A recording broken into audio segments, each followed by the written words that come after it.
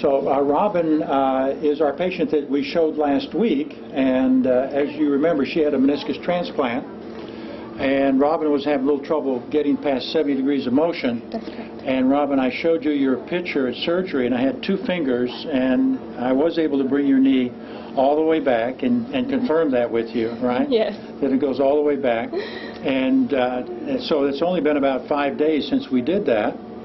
And how are you doing? Why don't you pump that up and show us? And you're certainly getting much more motion than you were before. Much, actually. We're hanging right around 100 degrees. 100. Flexion, so.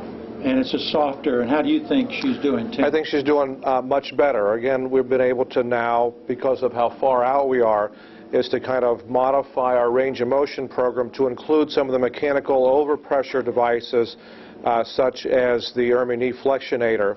And this allows Robin to have some control over her motion in that she can engage the hydraulic pump, take her knee back up into a flexed position.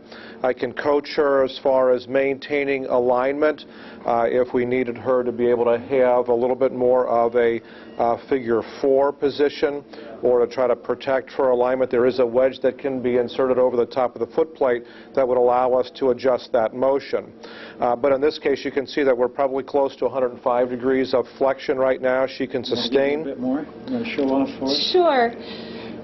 She can sustain that pressure for us for anywhere from 60 to 120 seconds to keep that overpressure and overstretch on the tissue before that she would then release that. So in her case, we would have attempted to do some patellar glides, a little bit of soft tissue massage or soft tissue mobilization to try to release those tissues in order to then be able to free up the patella to allow then the flexion to occur.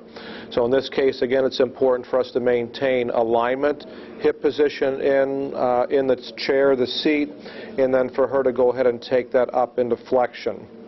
Tim, I was just going to show you. You may not be able to see that, but show you modern.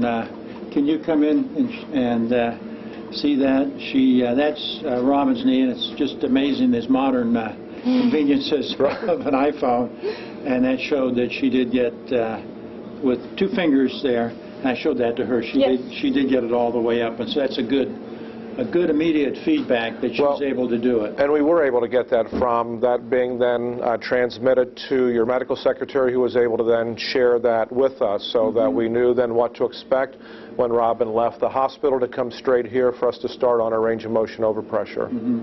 But she still has a lot of work to do, so you know, gradually we want how many degrees per week are you looking for? She's 3 weeks now. I'm still looking for at least 5 to 10. I think if we don't get 5 to 10 degrees per week, then we are starting to kind of lag behind.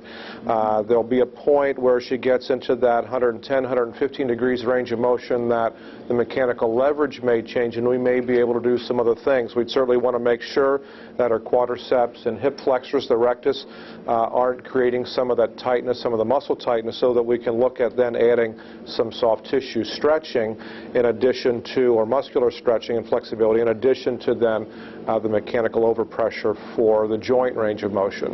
And I might say that in terms of what caused her limitation of flexion, Tim, she had good patellar mobility. I think this was just some very mild intra-articular adhesions.